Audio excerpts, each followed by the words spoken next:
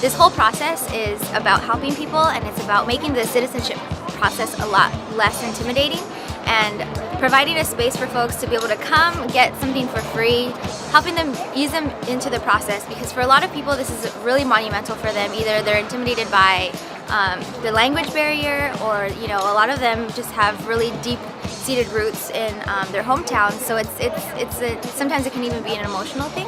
And so but yet it's really important. If you've been living in the United States for a long time and you plan on staying here, then we want people to have that voice, and they want to have that voice themselves. And so I think our goal is to really just help as many people as possible and make things really, really great for people. Well, the reason I'm here today is because I thought I needed to change my status from green card to the citizenship. One thing is for voting.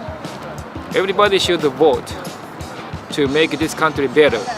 I think we're here today on a historic occasion because this is the first time that in the labor movement, I think here in Orange County, in conjunction with the community, that we're doing a citizenship workshop for our members or relatives as well as for members of the community. And I think this is very important because in this county, as the demographics are changing, as more working families are in the increase, as well as other groups that are arising here, Asian, Latinos, we have seen an influx of more immigrants. It's very clear that we need to have a voice, whether it be in the hallways of the Board of Supervisors, the City Council chambers, our school boards, the state legislature, as well as in Washington, D.C. And folks that have been permanent residents for a long time, that have been union members, have been disenfranchised in the sense that they have not been able to exercise their right to vote. We want to make sure that every person that is eligible to become a U.S. citizen is given that opportunity to become that citizen, so they could register to vote, have better job opportunities with the federal government, and build some power that way.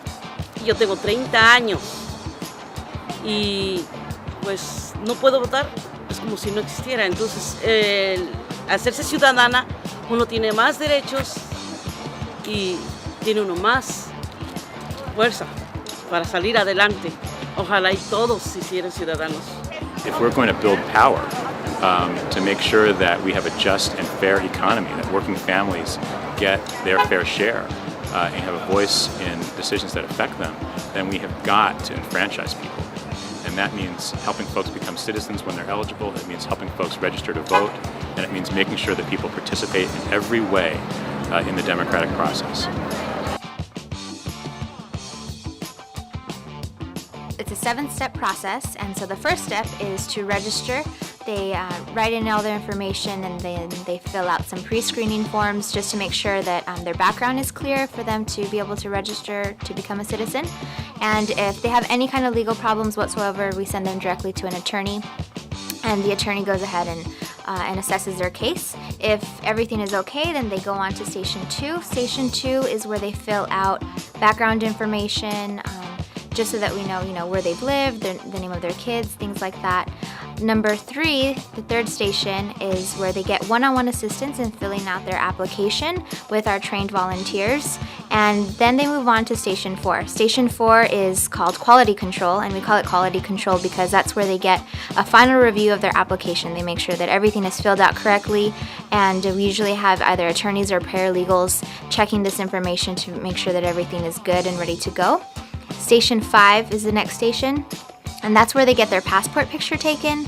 Once they get their passport picture taken, it gets printed out, and we make sure we write the A number on the back of their picture, put it in a little envelope, and staple it to their application. Station 6 is where they get copies of everything. We retain the copies for our records, and then the applicant also receives a copy of their application.